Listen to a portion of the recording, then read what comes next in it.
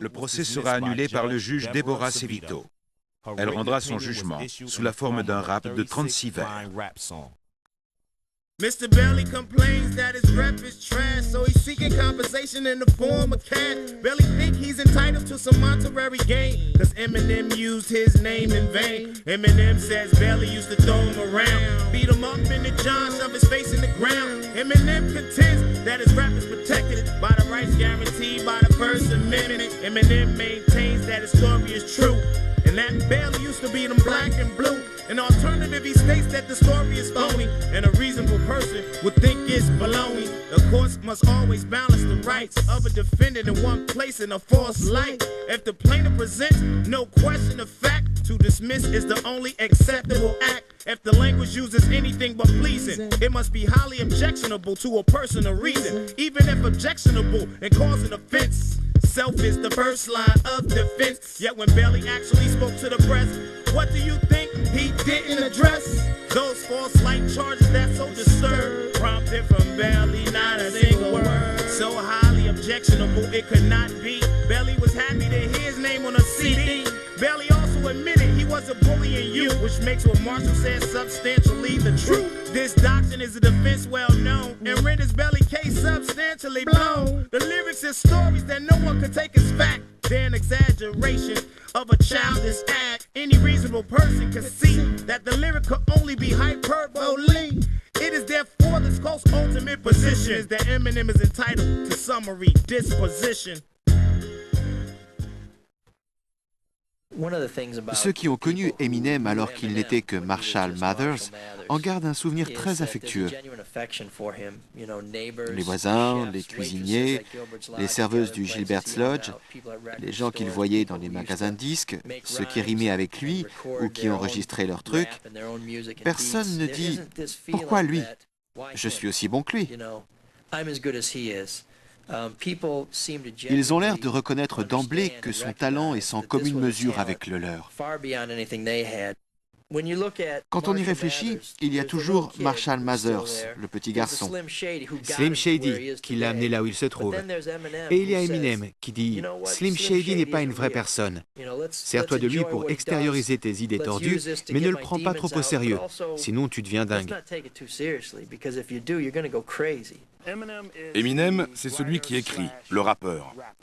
Marshall Mathers, c'est le bon père, mais aussi celui qui a été un gamin harcelé, tyrannisé. Eminem et Marshall Mathers se sont réunis pour créer Slim Shady, le tyran du hip-hop, le rouleau compresseur. Pour moi, il n'est ni Slim Shady ni Eminem. C'est un petit gars du quartier que je connais bien. Marshall est vraiment quelqu'un de bien. C'est un bon père. Et je crois que ce personnage de Slim Shady, c'est quelqu'un de très méchant, qui cherche toujours à déclencher des bagarres, toutes sortes de choses. Qui dit « j'ai fait ceci, j'ai fait cela », alors que l'autre essaie d'être un super papa, d'être gentil. Il fait un tas de trucs pour les enfants. Parfois, j'ai l'impression que c'est le Dr Jekyll et Mr Hyde. Il est très compliqué. Eminem est resté fidèle à la ville et aux amis qui l'ont vu grandir.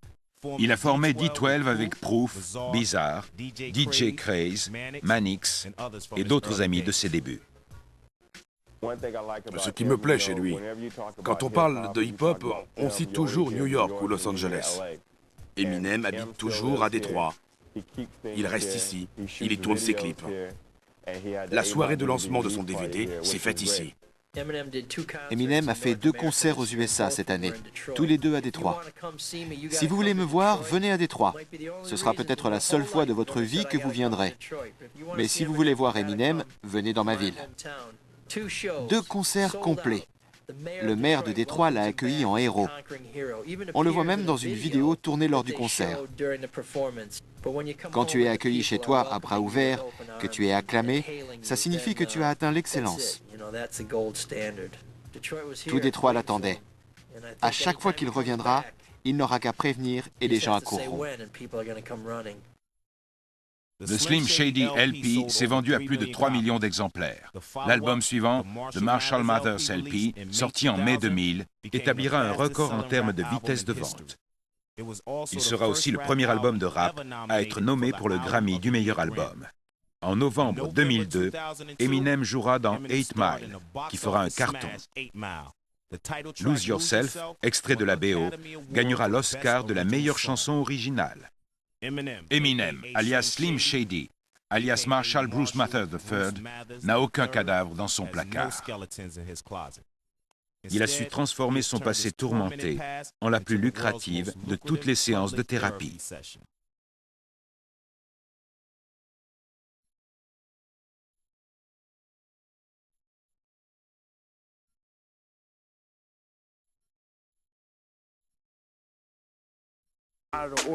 Pas ordinaire.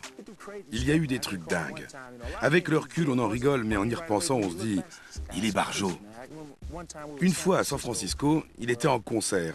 Un mec commence à le chahuter. Il s'arrête, en plein concert, et se met à répondre au mec. L'autre continue, etc. Eminem saute de la scène, il le frappe, mais c'était pas le bon. Tous les mecs des premiers rangs se mettent à lyncher Eminem. Ils le tabassaient. Ah, ça rigolait pas. Je me dis, ils vont le tuer. Je plonge dans la mêlée, je me fais frapper, je rends les coups, et j'oublie Eminem. Le DJ rentre dans la danse, le service d'ordre, tout le backstage s'y met, on le sort de là, on le remet sur scène. Et tout le public veut notre peau. 3500 personnes. J'essaie de le ramener jusqu'au bus.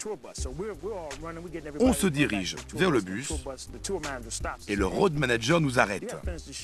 Il faut continuer le spectacle. Mais ils vont nous tuer. Ils étaient tous là. Slim, enculé. Il y retourne, il leur joue Just Don't Give a Fuck. Ça a été le délire. Le lendemain, tout le monde avait l'œil au beurre noir, la mâchoire fracassée, le nez écrasé. Ma mère m'a appelé le lendemain. Laisse pas le petit blanc t'attirer des ennuis. Moi, je fais ce que je peux. Comment elle avait appelé ça? Mystère. Il nous arrivait toujours des trucs dingues, complètement imprévisibles. C'était ce qu'il y avait de plus cool avec lui.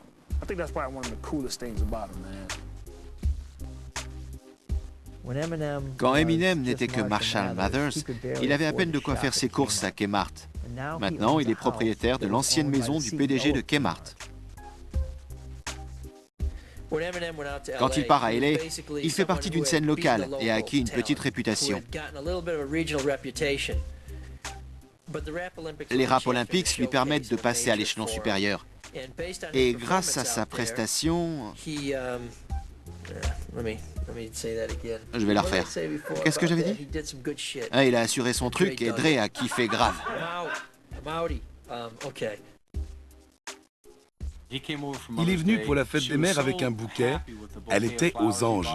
C'était le plus beau des bouquets. Ça a dû coûter plus de $100. Il avait dû coûter 500, peut-être 600 $. Elle en prenait soin. Elle l'a gardé longtemps après. Elle doit l'avoir encore.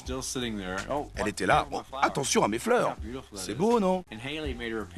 Hailey lui a fait un dessin, une peinture, Joyeuse fête des mères, grand-mère. Une grande maison avec un soleil, un dessin de petite fille. Magnifique. Grand comme ça, elle l'a toujours sur son mur. Il n'en faut pas plus.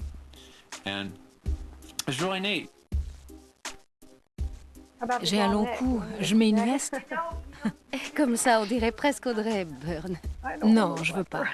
Mais dans le bon sens. Audrey Hepburn avec un côté Scarlett O'Hara. On m'a longtemps dit que j'avais une tête à porter des rubans. On me l'a dit longtemps.